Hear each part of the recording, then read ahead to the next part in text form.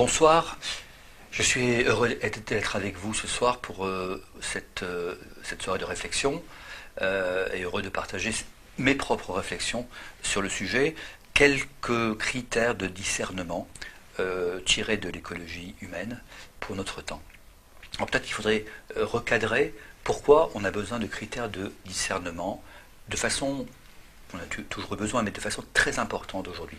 Des critères de discernement pour discerner sur quoi? Notre monde change, on le sait, il est bouleversé, démographiquement, économiquement, technologiquement, géopolitiquement. Nous sommes dans une période, comme il y en a quelques-unes dans l'histoire, de grands bouleversements. Ce n'est pas la première fois dans l'histoire que ça arrive, ce n'est pas la dernière, mais nous y sommes. Ce qui est caractéristique, en revanche, de notre période, donc ce n'est pas le fait que ça bouge, c'est le fait que notre temps se définit comme un temps qui bouge.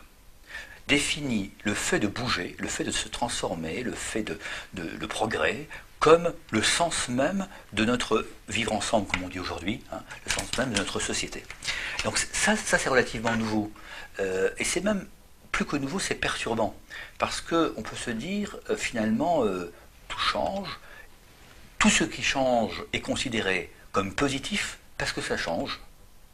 Et pourtant, on assiste à des drames, à des catastrophes, à des grandes erreurs dans les choix qui ont été accomplis par les générations précédentes, voire les politiques précédentes, voire les politiques, voire les entreprises. Donc, tout change, tout bouge, ça a l'air positif, ça perturbe tout, et en même temps, il faut bien se poser la question, au nom de quoi je peux dire que cette évolution, c'est un progrès? Je voudrais insister sur ce point. Toute évolution n'est pas un progrès. Toute évolution n'est pas un progrès. Tout changement n'est pas un progrès.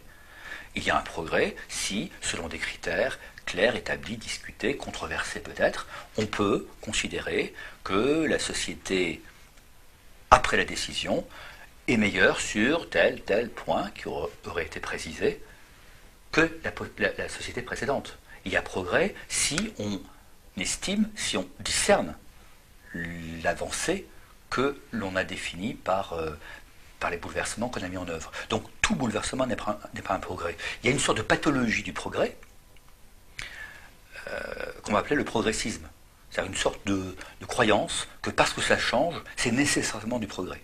Ça, je crois que nous avons tous, quelles que soient nos opinions, de croyances, nous avons tous à nous corriger de ce biais, de cette pathologie sociale, parce que l'expérience montre, depuis un siècle, depuis 50 ans, que tout ce qui a changé n'a pas nécessairement constitué du progrès. Il n'y a qu'à regarder les impacts écologiques considérables et pour des générations de décisions qui ont été prises précisément sans discernement, mais parce que la technologie, parce que les nouvelles énergies, c'était des progrès.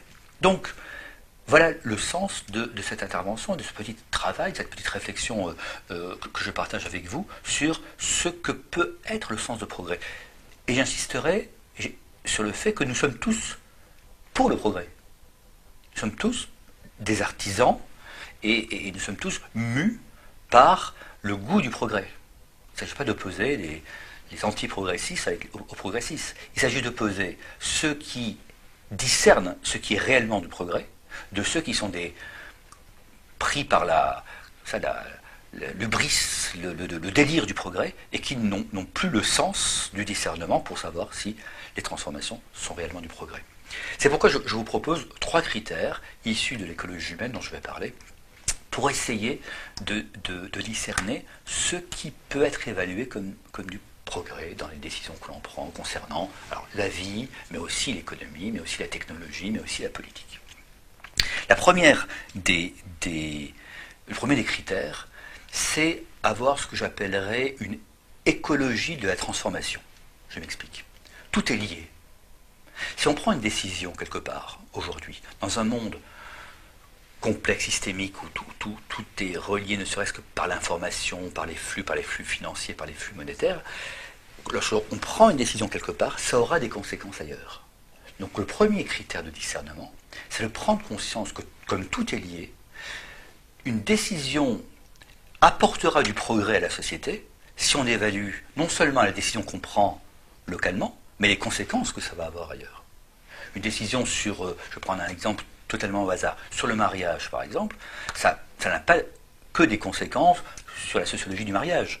Ça peut avoir des conséquences sur la démographie, sur l'économie du mariage, ça a des conséquences beaucoup plus vastes. Et donc, premier critère de discernement, est-ce qu'on est capable de faire le lien entre les choses, d'où écologie humaine. Alors, humaine parce que c'est au centre. Hein, l'humain est au centre, je ne vois pas quel est le facteur plus intéressant que l'humain pour un être humain. Mais écologie, oikos, notre maison, éco, hein, notre maison, elle nous est commune, et donc ce qui se passe dans une des pièces de la maison peut jouer sur toute la maison.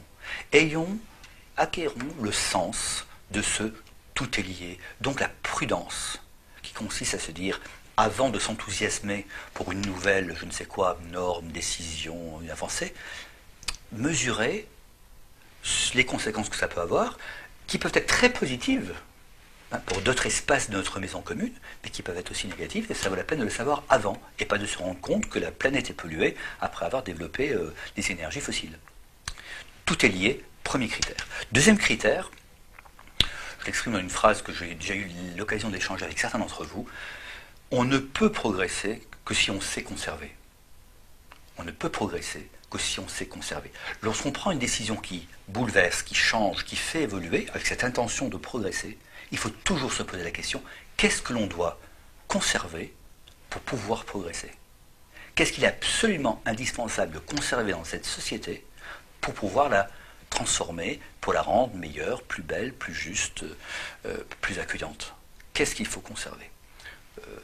Aujourd'hui, se pose la question des migrants. La question, c'est pas d'être pour ou contre, c'est de savoir ce qu'il faut conserver de nos sociétés, y compris pour pouvoir accueillir des migrants.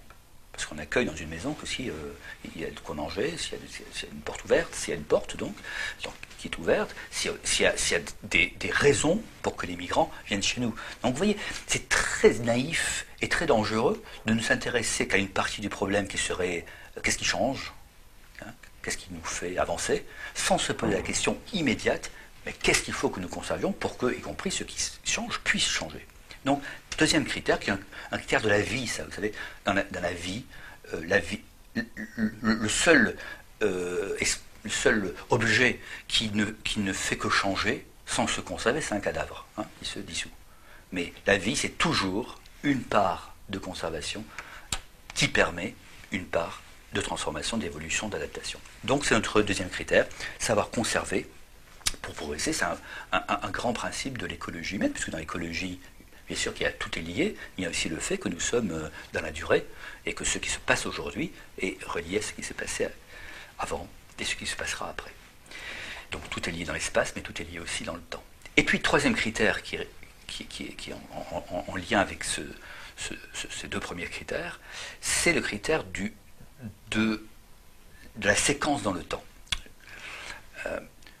On a tendance à dire, lorsqu'on change, qu'il y a un progrès, une transformation, on a tendance à dire ce qui était avant est obsolète, et archaïque, et démodé, et dépassé. Et donc, on a tendance à présenter l'évolution de manière linéaire. Il y aurait des choses à changer, à faire disparaître définitivement, et il y aurait des choses nouvelles qui transformeraient tout depuis zéro. Or, c'est pas comme ça que ça se passe, ni dans notre vie, ni dans la vie sociale. Dans notre vie comme dans la vie sociale, ce qui disparaît laisse des traces malgré tout. Des blessures, des souvenirs, une mémoire des formes, une mémoire des choses. Pour faire image, la transformation des sociétés ou des êtres, ça n'est pas linéaire, c'est par strates cumulatives. On hérite de notre passé, de notre enfance, de notre adolescence, de tout ce qui s'est passé dans notre vie, et même si on change, même si on progresse, même si on se transforme, c'est toujours par accumulation. Alors bien sûr qu'il faut se débarrasser de certaines choses, mais il restera qu'une partie importante de nous-mêmes et de nos sociétés se construira par accumulation. D'où le troisième critère, qu'est-ce qui, dans ce qui va se transformer, peut-être à disparaître, va continuer à alimenter notre souvenir, notre mémoire collective, nos pratiques. Par exemple, on a beaucoup parlé, pour un exemple historique, de la Révolution française, on en pense ce qu'on veut, et reste que dans notre imaginaire collectif, tout ça, ça s'est imprégné. Que la royauté s'est imprégnée vous voyez qu'on a accumulé des strates et qu'aujourd'hui, ce que nous vivons, y compris dans les transformations les plus échevelées, les plus avancées et les plus ambitieuses, les plus optimistes, nous héritons de ça. C'est le troisième critère. Soyons conscients du fait que nous sommes toujours en héritage. Donc nous avons nos trois critères tirés de l'écologie humaine. Donc écologie humaine, je le rappelle, parce que on ne peut pas isoler un problème de son contexte, mais on ne peut pas isoler un problème des structures qui le relient à d'autres problèmes. Tout est lié, nous sommes dans un monde qui est commun. Écologie humaine. Tout est lié. Nous avons à choisir entre transformer, conserver, mais nous savons que lorsque nous transformons, il faudra conserver toujours quelque chose. Et troisième critère, nous savons que lorsque la société, nous-mêmes, nous évoluons, nous sommes toujours héritiers de ce qui s'est passé avant et qu'il faut en être conscient, mieux que ça, gestionnaire. Hein. Non seulement prendre conscience pour soi, mais aussi savoir le gérer. Donc ces trois critères nous amènent à refuser deux attitudes, le progressisme et le conservatisme. Le progressisme, c'est, je l'ai dit au début de cette intervention, cette espèce d'illusion selon laquelle, parce que ça change, ça se suffit à soi-même pour dire que c'est mieux. Non, j'en sais rien. Par rapport à mes trois critères, ça peut être mieux localement, mais ça peut mettre en cause d'autres espaces de la vie sociale, et ça vaut la peine de savoir que tout est lié. Donc, progressisme, cette illusion très naïve, très adolescente, finalement, de dire parce que ça change, ça se suffit à soi-même.